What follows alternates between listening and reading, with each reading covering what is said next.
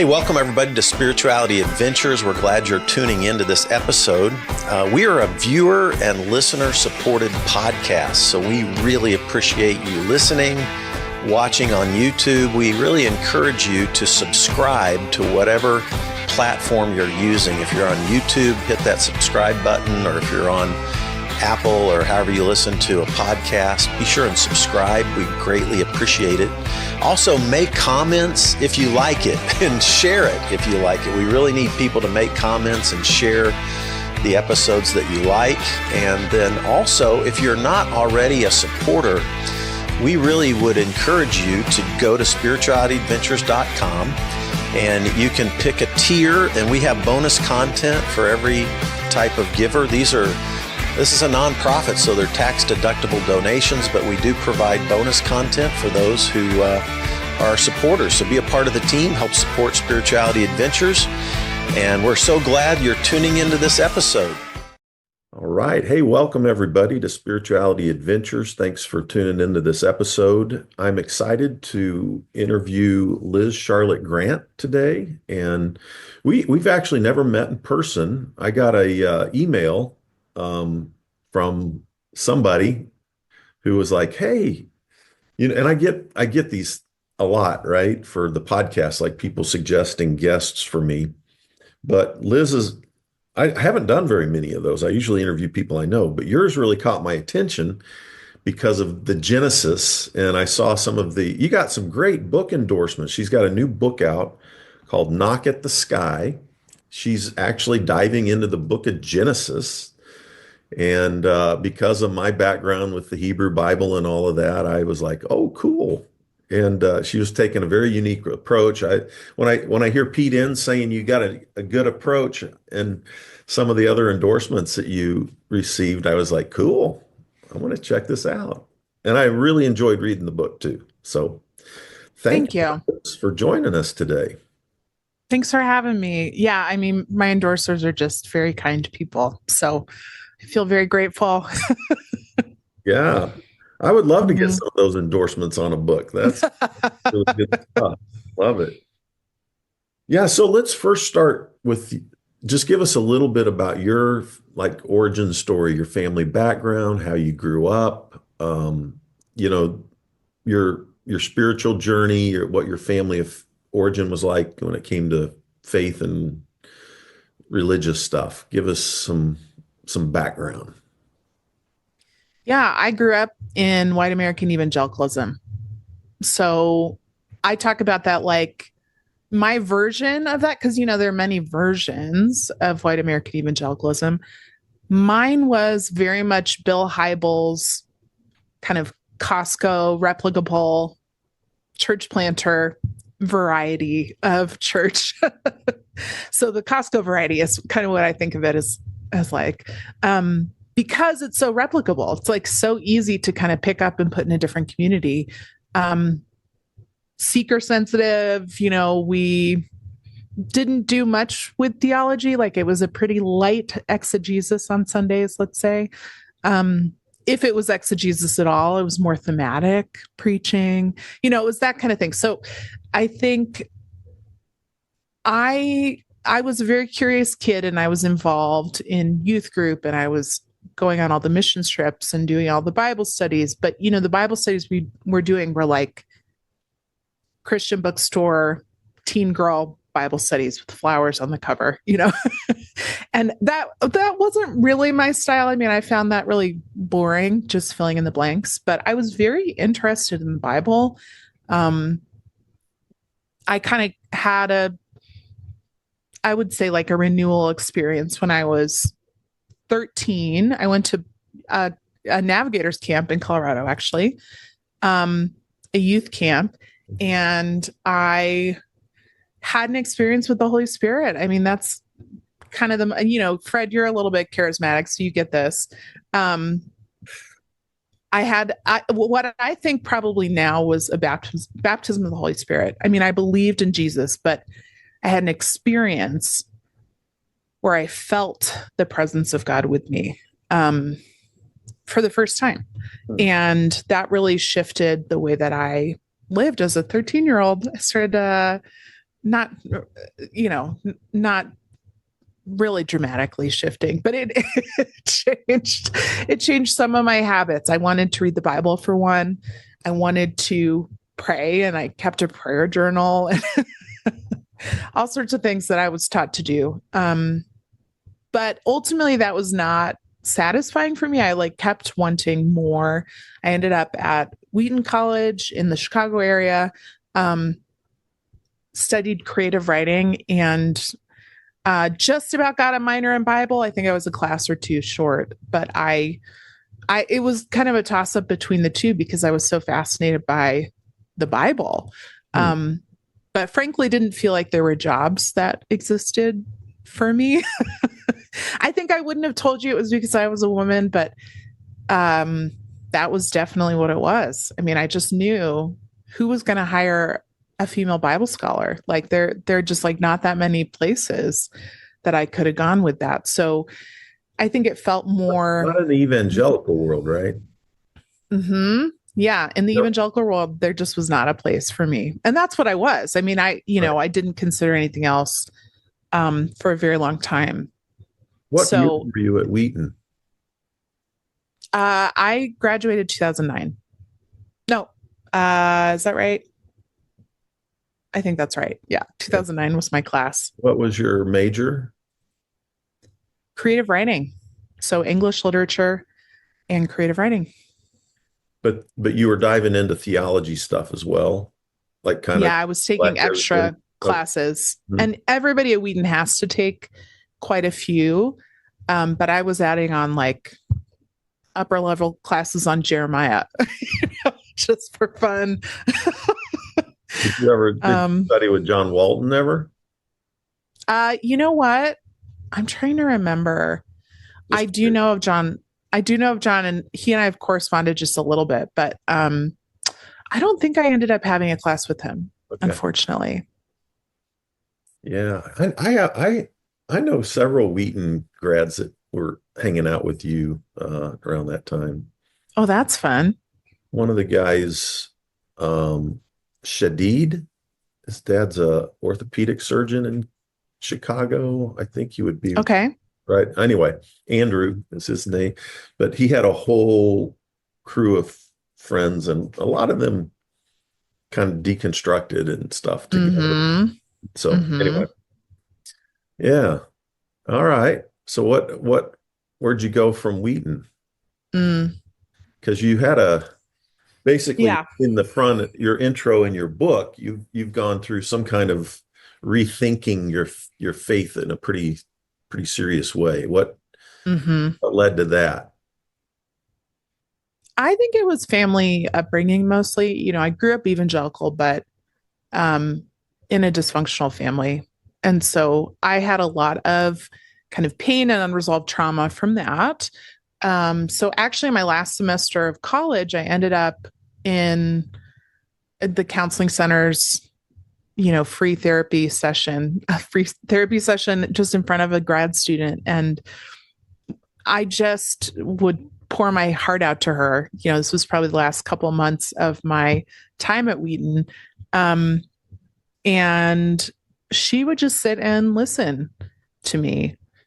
And thinking back on it now, I think that was the first moment I felt pastored. Um, Having grown up in evangelical spaces, there wasn't really a way for me to be pastored like that, with kind of presence and openness, and someone really meeting me in whatever pain I was kind of walking through at the time. And I think for me that was really transformational. I started in more therapy after college, and did that through most of my 20s. Was in and out of therapy for about a decade, just trying to work through things from my childhood and generational kind of history of trauma. And that was really huge for me. I think realizing that I was finding this help outside of the church, and that it wasn't separate from the church. It really was not. And I started reading the Bible differently. I think because of that, I started to see ways that God in God's nature created space for boundaries, for example, for individuation, for free will, for ways to kind of think and feel that I hadn't learned in evangelical spaces. I started to kind of understand more deeply the experience of really walking with Jesus, and it didn't look primarily evangelical. And so that was part of it for me. I think also, I had some pain in different churches that we were a part of. We were part of an Acts 29 church. I was an intern at that church as a 30-something woman. And that was complicated. Where was that at, by the way? It was in Denver. Okay. Yeah. Mm-hmm. So that was very complicated. Pre-Mark Driscoll, post-Mark Driscoll years in the Pre. 29. Before Mark had become Acts 29? Well, he was involved. Yeah. So it was still his organization at the time. Okay. But he hadn't had his big fall. Okay. And it was, I'm trying to remember. It was before Rise and Fall of Mars Hill at the very least. But so there was some awareness of narcissism when we were there. There was some awareness that maybe the founder of that church had struggled in similar ways as Mark. But there was a lot of unhealthy dynamics kind of behind closed doors that I hadn't realized when I entered the staff to work for free 20 hours a week. So it was complicated. It was really complicated. I'm not afraid of conflict. So that was a eye-opening experience for everybody, probably. Anyway, but I think I ended up leaving that church with a lot of pain and uncertainty about kind of how I would be involved in church. I joined an ACNA church with my husband after that, in our family, Anglican Church in North America.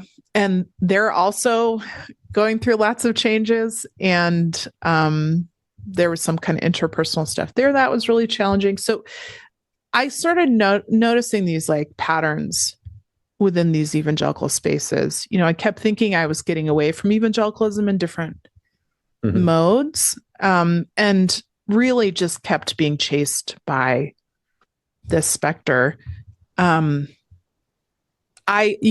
Eventually now I'm at a PCUSA church. So I just kind of I'm done. I can't do this anymore. I can't fix this beast.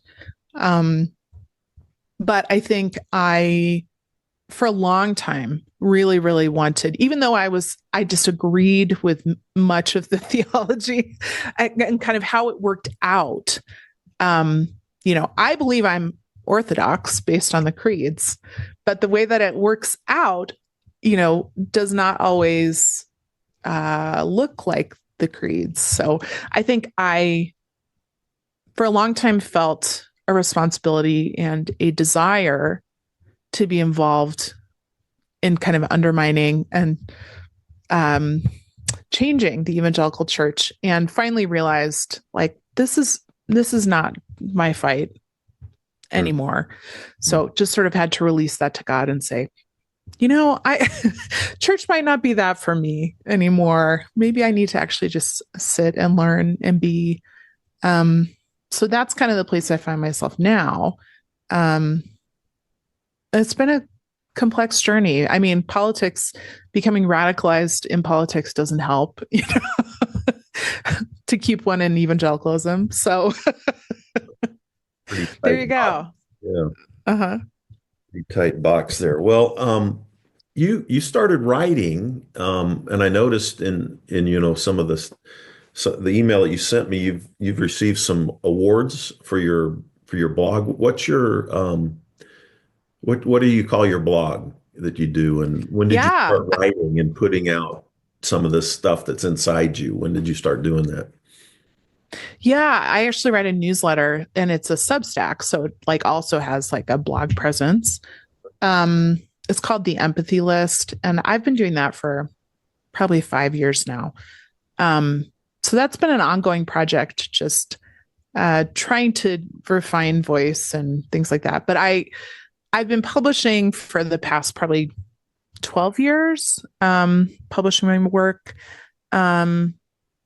just in various places that would have it first for free, and then, branching out into other places and kind of finding an audience in more progressive Christian spaces. And so,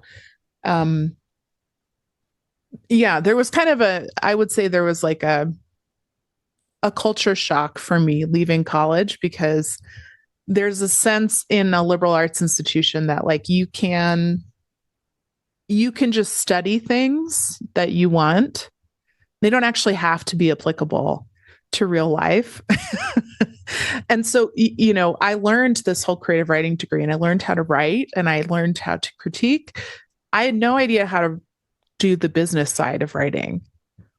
And so that was a learning experience for me over many years to try to figure that out. So I think, the newsletter has been part of that for me.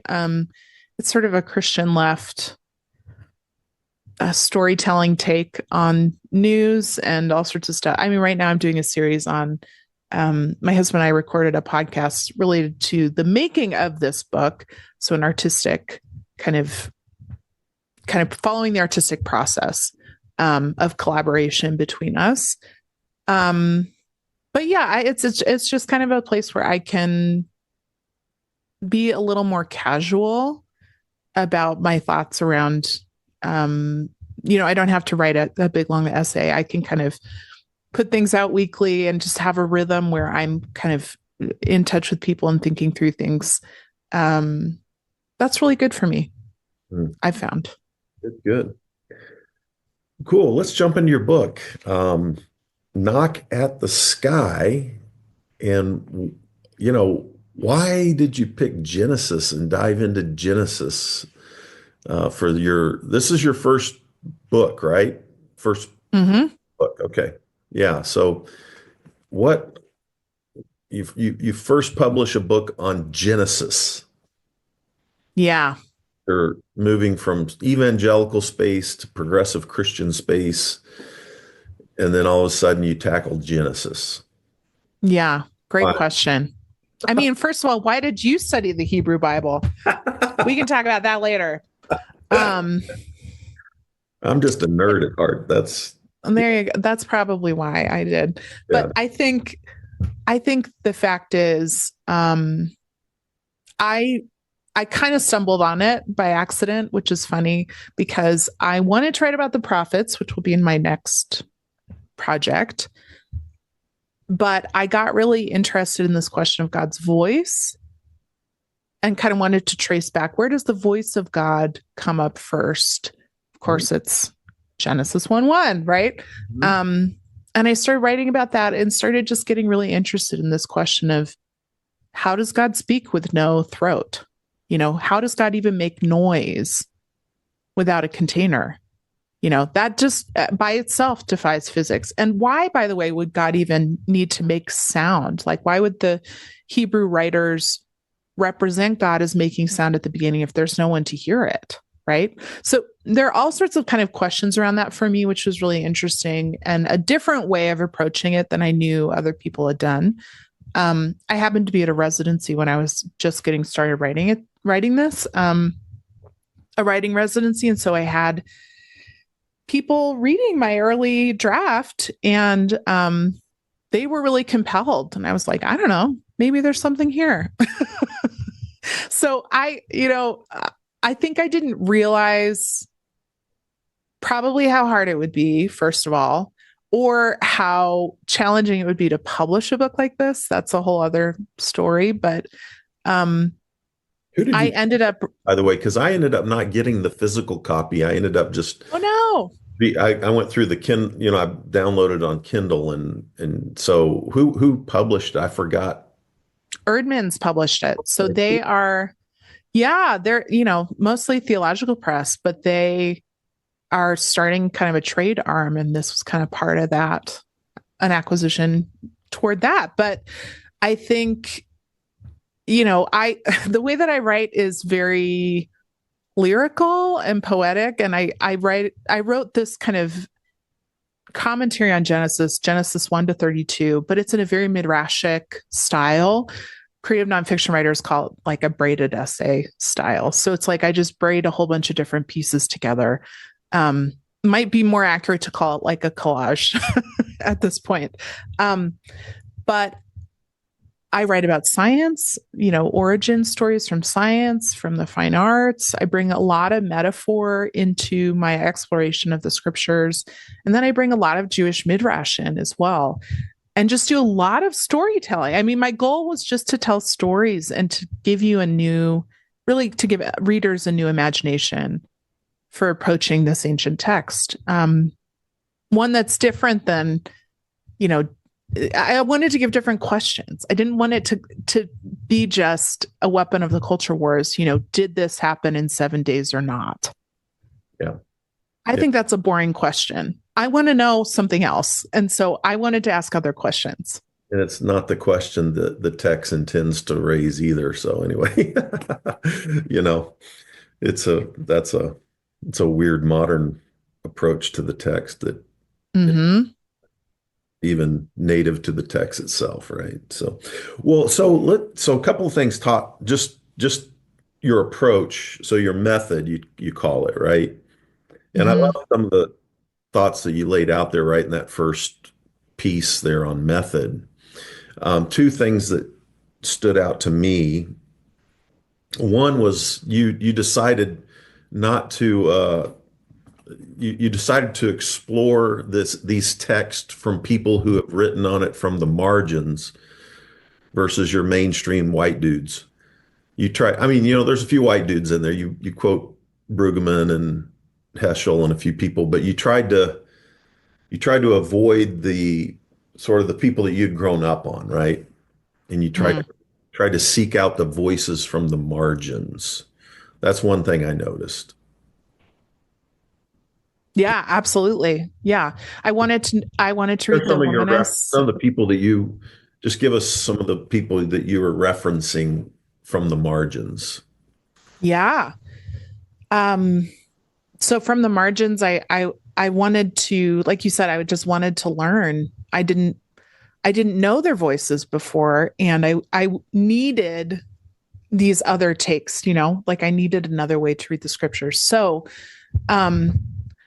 I spent a lot of time with womanist theologians. So, Wilda Gaffney is a great source for that. Dolores S. Williams, Dr. Williams, wrote a phenomenal work on Hagar that really launched womanism. And it's called Sisters in the Wilderness. I was just transfixed by that book. Phyllis Tribble's work, Texts of Terror, was fascinating. There's several of these kind of commentaries that were just totally different. And then I read some disability commentaries. I read some, I did a lot of work in the liberation space to try to I brought on James Cone and just tried to bring a lot of other voices to bear. Yeah. Howard Thurman. My goal was not to be. You went back to some of the old rabbis too, Yeah. Some of the rabbinics. Yeah. Yeah. And I didn't want to be comprehensive. I knew that I couldn't be, like, that's not what this work was trying to be. It was really just trying to kind of offer windows of insight from other places. And so to the best that I could do that, with the knowledge that I have and the time I had to research and things like that, I wanted to be faithful to these different movements and represent them as best as I could. Excellent. And tell us, for those who are listening, what the heck is midrash, and what are the two types of midrash that you bring up, and why was that important for you to follow that? And then you get into this isn't really exegesis. I'm going to do eisegesis, And what do you see the value of that?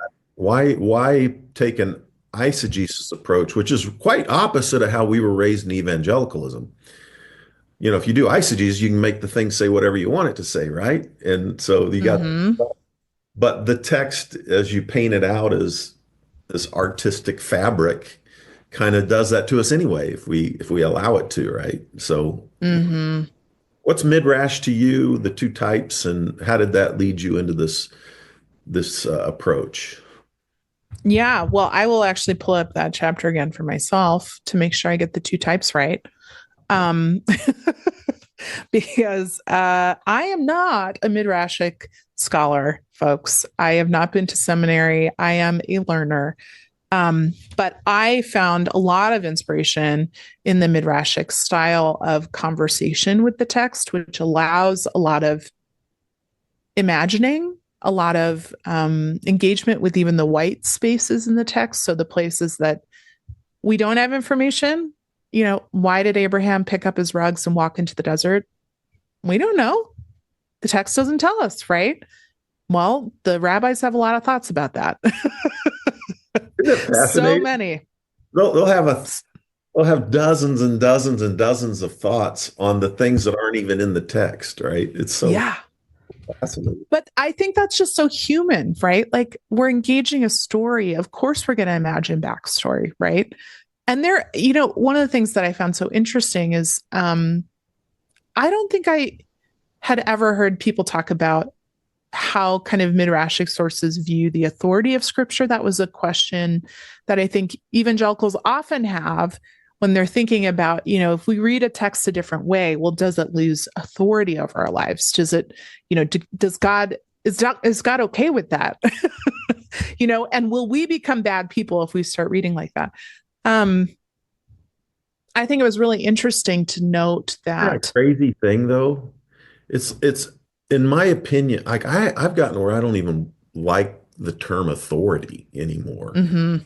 It's to the text because what happens in evangelical circles and other circles is that like you have to lose your own agency in order to submit to this outside authority when I think and so like okay, so you have no agency now and you just have to obey this outside authority.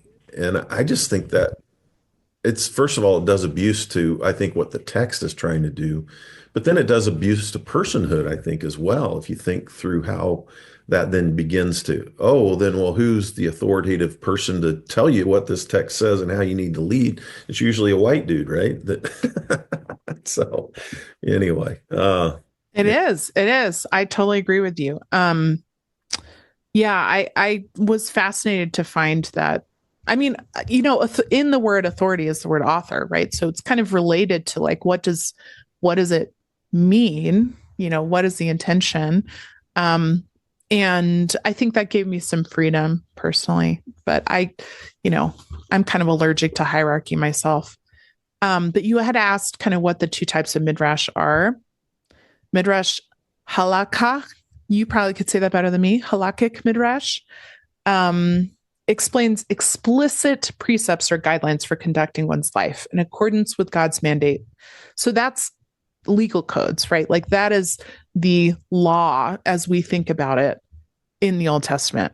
And then there's midrash Haggadah or Agadic midrash. That is the sort of explanatory. I think of it honestly as an illumination, like the monks would illuminate manuscripts with gold leaf and with cursive and with illustration. I think about Haggadic midrash like that. So it is explanatory.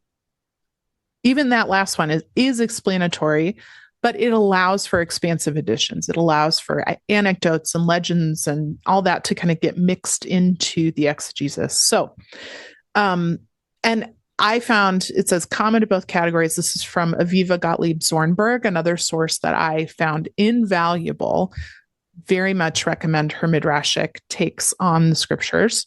So she writes, common to both categories is its bibliocentric basis. Midrash necessarily presupposes the concept of an authoritative text.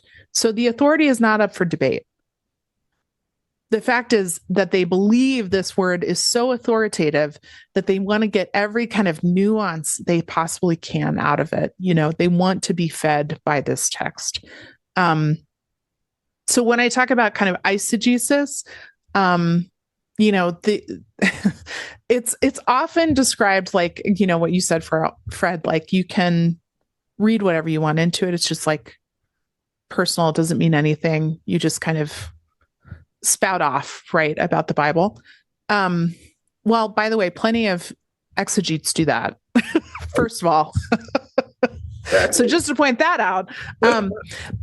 But also, I would say one of the things I found so fascinating about how Zornberg understands eisegesis is she sees it as a more like dialectic and rhetorical approach. So rather than trying to approach entirely personally, she's bringing other texts to bear. So in Zornberg's case, she's reading Genesis and she's bringing in Carl Jung and she's bringing in all sorts of kind of other psychologists and she's bringing in literature and she's bringing in all sorts of other things, not to diminish the text, but to try to understand more deeply and as a human, you know, in a very human way, because we all do that, right? We all have our own perception we bring to the text, our own expertise. Of course we do, right? Like a doctor is going to read stories of healing differently in the Bible. We understand that, but I think we often feel like that's not a legitimate reading. And I think eisegesis actually gives permission to say, you can bring yourself to this text and it can speak to you. God can speak to you in your personhood in all the ways that you are unique. You know, this text can continue to speak. And I think that's just what literature does. All literature, but especially this one. I love that. I love seeing it as art, a tapestry, and you can immerse yourself in it. And there are so many different imaginative readings and subversive readings and, you know, plain readings, and there's just so many ways to read the text. So I love it. Thanks for, yeah, I thought you did a great job of just laying that out. So your first chapter, I really loved the first chapter, First Contact. And, you know, you have this tohu vabohu, right? That's the empty and void, you know, the spirits hovering over the deep, right? And you bring out some wonderful insights into the deep and silence and whale songs. I loved what together. Like, first of all, just the whale song stuff, the history of that was so fascinating to me. Like, I didn't know that history of how these guys discovered whale songs, you know. And then I thought that was so fascinating the way you connected that to this this opening couple of verses in Genesis. When God began to create, some people translate it as when, that bait of they call it's a different, you know, in the beginning, that initial little word there can be translated when God began to create the heavens and the earth, you know, then you got this spirit hovering over the deep, and it's tohu vabohu. It's poetry already, right? As that empty and void kind of stuff. So talk about your find on silence, and then this whole book is kind of digging into this how do we hear God kind of concept, and you open up with silence and whale songs. So I thought that was fascinating. God speaks, first silence and whale song. How does that? Yeah. Give us some insight into that as you opened it up. Yeah. Well, I think I got to go back to Zornberg here again. This was her insight first. But one of the things she talks about is this phrase, the murmuring deep. She kind of brings out some of the linguistic connotations. How do you say the murmuring deep in Hebrew? Because I'm saying it wrong, I'm sure. Isn't it Tehom? Yeah. That's how I would say it, but I'm not sure if I did it right. Yeah. So Tehom this word that is often translated the murmuring deep, the watery abyss. It's whatever God's spirit is hovering over initially. And there's all sorts of stuff that I've heard about that in the past. God is hovering like a mother hen hovers over her eggs, for example. But the insight that really blew my mind was this idea of these connotations. So Tehom can also mean murmuring. It can mean humming. It can mean cooing. It can mean panic or stirring. It has all of these kind of echoes of pre-linguistic sort of sounds, like the sounds an infant makes, the confusion of kind of pre-consciousness. You kind of get a sense of total chaos here, right? That God is kind of entering into this chaos. And one of the things that Zornberg's and somebody else that she quotes talks about is that in order to create, God actually in order to create with speech, God first had to create silence. So God's first creative act actually was to make space for God's own voice. So the silence is God setting the table. So the idea is kind of God enters, creates silence, and then speaks. And out of God's mouth then unfurls the cosmos, right? So for me, that was really compelling. And I also, in this chapter, was thinking a lot about God's voice as alien. Like you said, I named it the chapter First Contact. And I think one of the questions that came up for me was, God speaks in a way that's totally different than us, right? Like if God has no container that can hold a sound and project a sound and make a sound, then God is speaking a totally different way. And so what other creatures on our planet speak in a way that is totally different than we speak? And it turns out it's whales. So whales actually speak by recycling air within their guts. It's not like a belch, it's intentional. It's like real. My editor was like, so is it whale song just gas? And I was like, no. It's definitely intentional. They are definitely singing and communicating, but it's just different than we do. It's totally different. They have tons of chambers kind of in their internal guts, and the air just goes in and out. Sort of like bagpipes, sort of like, maybe like a reeded instrument. I mean, there's all sorts of things that you can kind of think of to get the idea of whale song and how it works. But I think one of the things that most fascinated me was that we don't know why whales sing. I love that. We don't actually know. We thought maybe it was mating, but they sing outside of mating season. They like gather off every year. There's like a whale karaoke lounge that gathers off the coast of Indonesia. All these young humpback whales gather together and they sing together. And it's like I think of it as their little Burning Man, like whale Burning Man. They're all gathering together and singing and passing each other songs. And so scientists will hear the same song repeated in different oceans from different whales, like they're kind of listening to the radio together. It's just wild. But I think for me, it was really important to think of God in this totally other way. What was a way that I could kind of create a new metaphor for the God who speaks the world into existence? What does that actually look like when I'm not anthropomorphizing?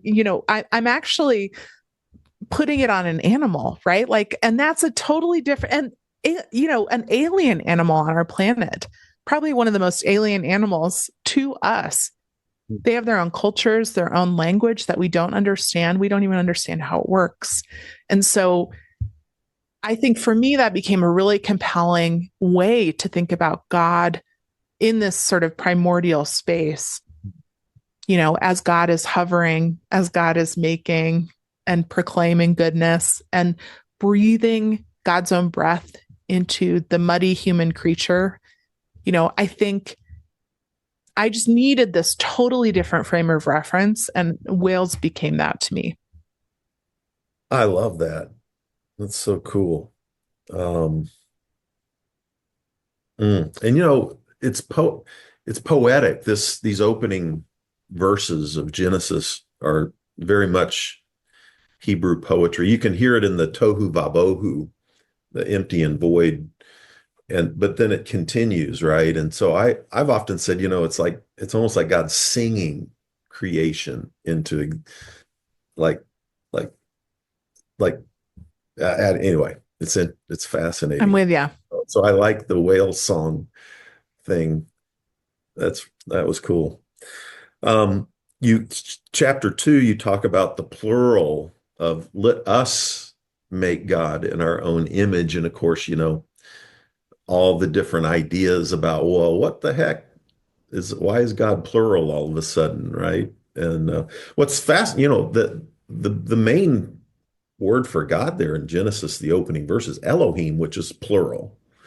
That's a Hebrew word for God that's plural, right? The im ending is plural. So even you could, in the beginning, God's created the heaven and earth. Then you go, oh, there's only one God, so then the Hebrew people, but where were you going with bringing this out? I thought when you quoted Abraham Joshua Heschel, God's dream is to basically co-partner with creation in creating. Is that so? And then how does that tie into the voice of God? I thought that was I like that chapter 2 as well. Talk about the plural. What is that about? This let us create God. Us. Yeah, I the question I really wanted to ask was, I think that's the one too with the pool. Let me just check. It's funny when you write a book and then you forget parts of it and you have to kind of check back. What did I say actually? Right. I actually start that one with a story of me standing at the edge of a pool and noticing my body having changed, because I'm asking this question about being image bearers as well. And I think one of the things that the rabbis were really interested in this question. I actually tell this story later on in the book, but there's this legend that Moses is talking with God and writing down the Torah, and they get to this verse, let us make. And Moses objects and says, God, why give the heretics room to imagine that there are multiples, basically? Why give room for heretics here? And God says, let me see if I can get it right. Let him who errs, I think it's he who wishes to err, let him err. And so there's this sense where God, knowing that we could misunderstand, or that the Jews could misunderstand, actually gives a permission slip here. And this is a legend, but I think I see this in the scriptures too, this sense of kind of freedom where we can kind of play with this. So I think this passage, of course, so many people, and, as Christians, we read this and we're like, oh, Trinity. That's the first, clear instance of the Trinity, right? Let us make. God is talking to God's self. But I think it's interesting to think about it in terms of kind of God's internal language, God kind of thinking out loud and giving us a glimpse into that. That's kind of another theory of the rabbis, is that God is actually showing us how to be a host, modeling collaboration. There are all sorts of other theories about this. I tend to kind of hold any of my own conclusions pretty loosely because I'm not a scholar, number one, but also because I think the text is so complex and we all have really interesting ideas that we can bring to it. This was kind of part of the reason I wanted to bring so many marginal voices to the table. I wanted to be able to have so many voices speaking. And that's kind of part of this too, right? God, this collaborative effort makes humankind. And then, Adam realizes that he's alone and God makes a partner. There's this like continual kind of expansion of this collaborative effort. Even the naming is a version of kind of joining God in the creative work, right? Because we are extending and explaining creation and all that stuff. But I find it really fascinating. And even having made Adam without a partner in the Garden of Eden, in paradise, and Adam has this moment of feeling his lack and desire and absence in the Garden of Eden, realizes he doesn't have a pair because he's pairing all these animals. And my theory is kind of God like put him up to it so that he would realize that he wasn't like them and he should be like them. And so then this is the first chance that God has to meet the human's need. And again, we see a collaboration occurring here, right? Where the human need meets God's abundance and God provides a partner. And this is the pattern over and over that you kind of see in these creation narratives. Over and over, God is creating and offering and hosting and creating this abundant world for us, which, is just gift. That's awesome.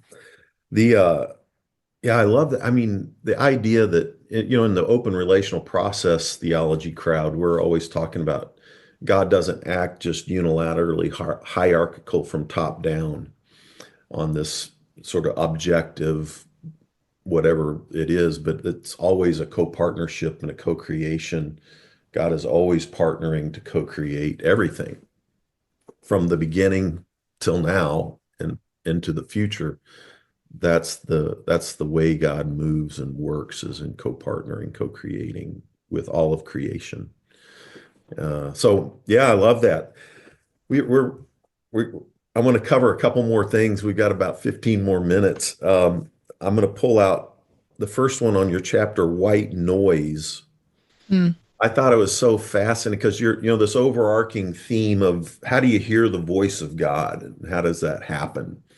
And in your chapter, White Noise, you talk about the voices in the mind. I share a little of your thoughts around that idea of, like hearing God objectively almost outside of yourself versus almost like Abraham's own thoughts became the voice of God kind of thing. Yeah, mind. There's a theory by a Yale psychologist, Julian Jaynes, and Dr. Jaynes hypothesizes that early man, like in the Iron Age, like Abraham, would have heard and understood, would have had kind of a different mode of consciousness, let's say. So there would have been a split between kind of an interior perspective of the mind and kind of an exterior perspective. And so the idea is that there's kind of a split there, and that early man could not tell the difference between his own voice and the voice of God. And so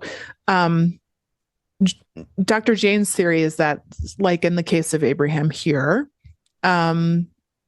when God speaks to him, he is actually interpreting his own voice, his own interior monologue, as the voice of God. I spent some time like thinking through that because I found it really fascinating that somebody spent time to think through this too. Like I would, and I was like, I love this. I want to spend time here. I ultimately disagree because there are plenty of times when Abraham and other characters disagree with God, right? Like just written down in the text. Mm-hmm. So even, and Jaynes might have other theories for that too, right? But I think part of the thing that makes Abraham interesting is that he listens. and he obeys and he goes, right? And so I think some of that kind of breaks down for me. I kind of see it as some chronological snobbery because I'm like, no, early humans couldn't have been like us. We now are higher brain development. I'm like, okay, well, says who, and we have evidence that 37,000 years ago, people were drawing in caves and having spiritual experiences, and they drew with perspective, and so I'm kind of like, I think it's kind of tempting for us to think that even a few thousand years ago, those little dummies, like they couldn't even recognize the difference between themselves and God. But I think it's more interesting to me. And I don't spend much time on the historicity. So I kind of just like go with the story. So I'm willing to say, yeah, Abraham heard from God. And that's like not an issue for me because I'm willing to kind of jump into the story just as a stream and surrender to the narrative. And so, it doesn't bother me in the least.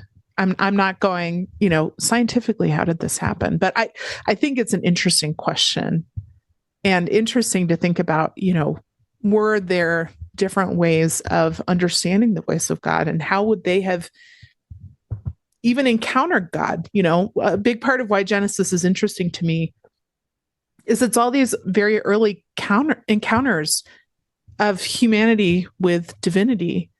And they have all sorts of ways of describing that. And, fundamentally it is, people several centuries removed writing about those inherited stories, right? And so these are ancestral stories handed down of experiences with God that I just find really fascinating. And I think this is just another case of that. Yeah, that's awesome. I love that. I like the way you continually, the multiple voices, even collective authorship, and even like the voices disagreeing with each other, and all of the humanity of having a real relationship is alive and in the text itself, in this dynamic interrelationship with divinity and humanity and the voices and God's voice and our voice. And, and sometimes, humanity's voice is pushing back against God's voice, and God's voice is pushing back against humanity's voice, and all of those. It's so, I like the way you continue to bring out that plurality of voices through this text. So there's so much more to talk about, but you landed toward the end chapters. You start diving into the Hagar story really deeply, and I think the perspective that you're bringing out is one that, well, I never heard it in the evangelical world, right? So let's close out with some of the thoughts on the Hagar, and then maybe and kind of land us with some of those insights that you're bringing in, and some of the people you've referenced are bringing into that story. Yeah. Dr. Williams is the main one who sort of led me down the path for this. She wrote Sisters in the Wilderness, which is about Hagar almost exclusively. It's about her experience in the household of Abraham, kind of being cast out of the house, also running away from the house. And there's kind of a whole kind of strand that she connects to the experience of Black American women, African American women. She sees in Hagar the experience of African American women, the experience of kind of being abused, of being overlooked, of their bodies being misused, of enslavement and misuse and all these things. So, but then she sees God seeing Hagar and attending to Hagar. And there's, of course, an annunciation in the desert and all sorts of stuff. So, but for those kind of unfamiliar with the story, I mean, I'm guessing your folks are very, very familiar with the story of Abraham, Sarah, and Hagar, but some people would be, some people wouldn't be, but yeah. Help us out a little bit. The broad strokes are Abraham and Sarah are promised a son and a lineage when Abraham leaves his father's house. And so they kind of set out on this venture, assuming that Sarah will become pregnant. They don't have any heirs, they're infertile. And so it's kind of a leap of faith there, right? And they head out, and then they settle in Canaan eventually, and they're there for 10 years, and Sarah still has not conceived. And she just so happens to have this enslaved woman in her household, Hagar, who is able to conceive, apparently. And Sarah, kind of in the custom of the day, which, was surrogacy was very much a custom, especially for a person who owned another person, to kind of volunteer them for the role. And so Sarah says, take my slave woman, Hagar, Abraham, sleep with her, get her pregnant, and that will be our son. That will be our heir. So it goes exactly like that. There's no protest from the patriarch. And she becomes pregnant, has a son, that's Ishmael. From Ishmael come the Ishmaelites, and then kind of the Arab nation and Muslim and Islam, etc.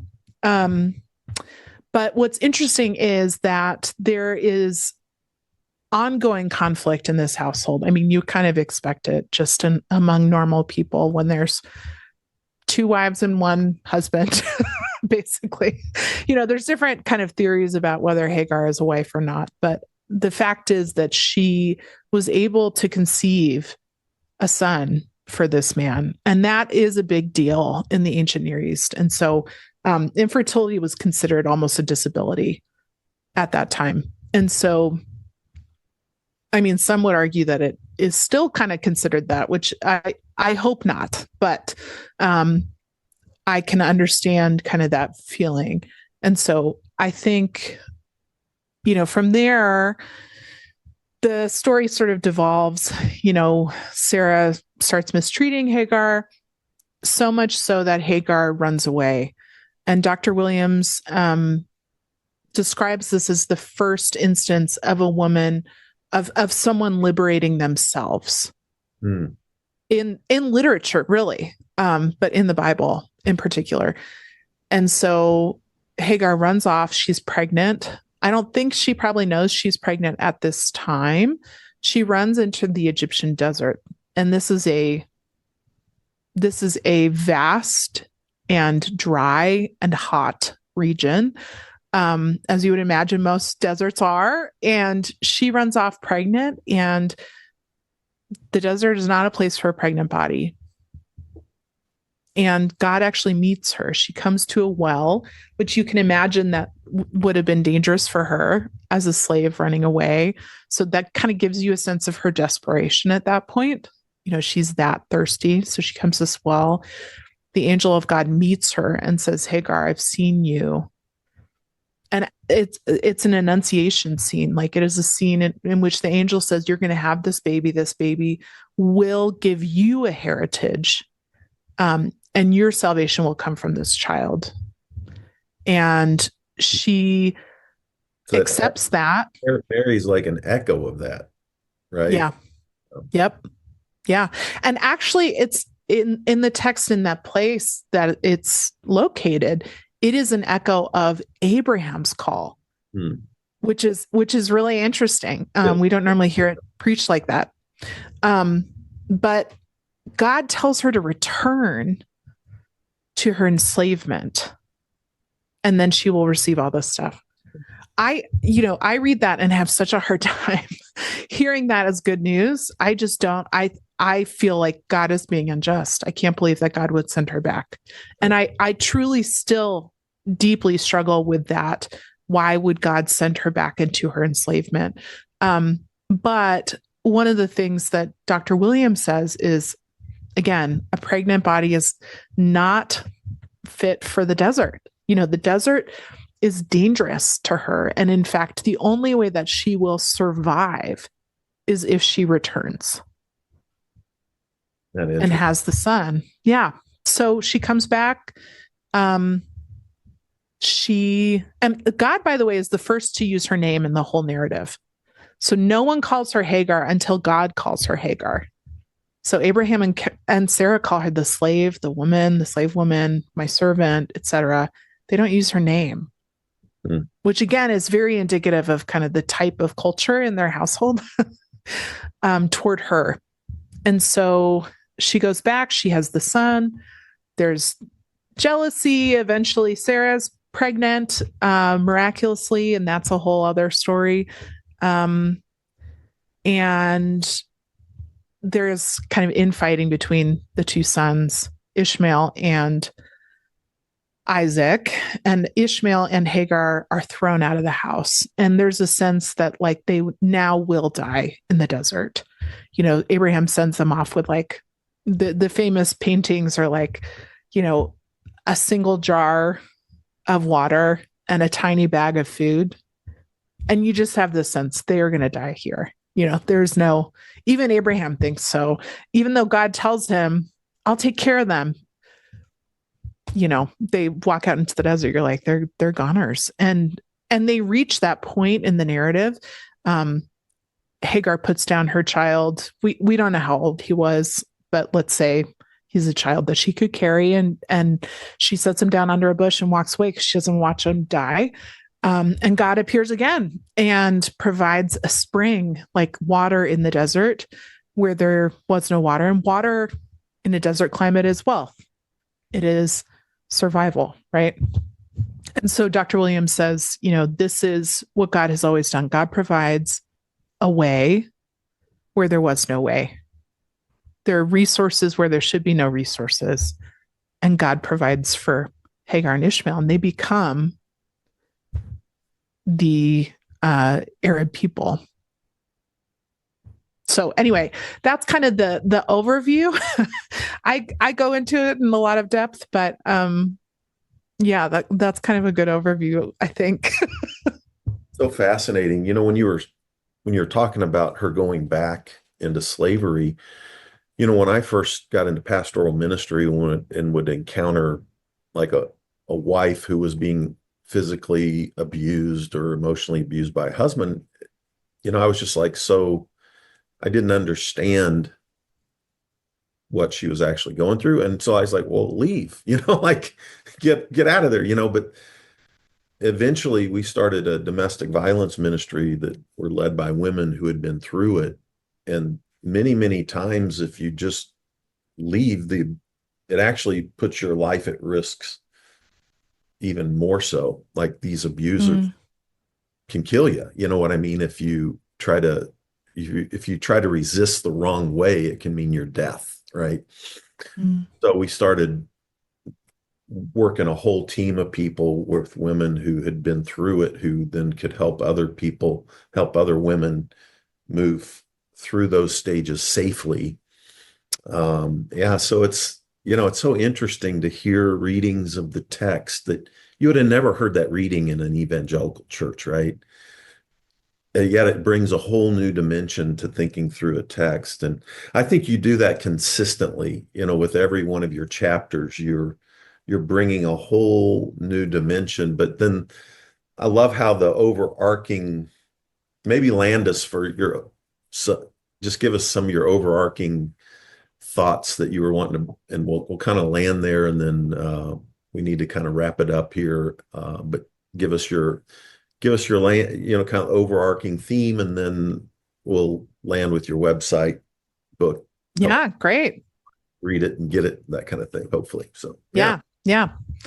I think one of the things I took away from this project was just how much of a literary masterwork the Bible really is. I spent quite a bit of time thinking about how the Bible was made physically and passed from hand to hand so that it could get to us, including kind of translation and even translation errors. You know, I actually see this kind of trend of translation errors kind of coming to light, by the way, as hopeful, because the Spirit of God is still speaking to us and we can still see them as errors and we can correct them. And so one of my kind of hypothesis, you know, one of the thesis statements of the whole work is that God is still speaking, God is still acting, and God acts through God's people. And it's a collaborative effort to kind of understand God and understand God's book. But it must be collaborative or we won't have the whole picture. So I think for me, it was important to sort of decenter my own thoughts. So I have just so many different scholars that I kind of quote in the pages, and it just felt like a huge research project. I have like over 300 endnotes. And so I was really trying to give a pretty good overview, but to do it in a way that mirrored kind of this new sort of interpretative mode that I would encourage folks toward, which is a collaborative mode that really takes seriously the experiences of our life as we engage the text, and of each of our lives, not just mine individually, but a collaborative kind of longer table where we invite people to sit down and share really openly and honestly about how the text hits them. But I do think the text still speaks to us. I believe in the Spirit of God still at work and still speaking because I see it, in the way that we are continuing to return over and over to this text and find truth and find God. And so I wasn't willing to kind of give up these stories. And I really hope that this work encourages folks to do the same, to be tenacious with God's words, tenacious with interpretation, and tenacious with community, as we expand the table and start to really listen and hear and decenter ourselves. Beautiful. Thank you. Thank you, Liz. Thanks for being on Spirituality Adventures. Tell us your website. By the way, your book's on Amazon. Or however people get your book, but what's your website? I'm just at lizcharlotte.com. So really easy. My newsletter, that's probably the best way to connect with me. That is theempathylist.com. And that's actually just one E. So thempathylist. That was actually a mistake, but it works. It's fine. Okay.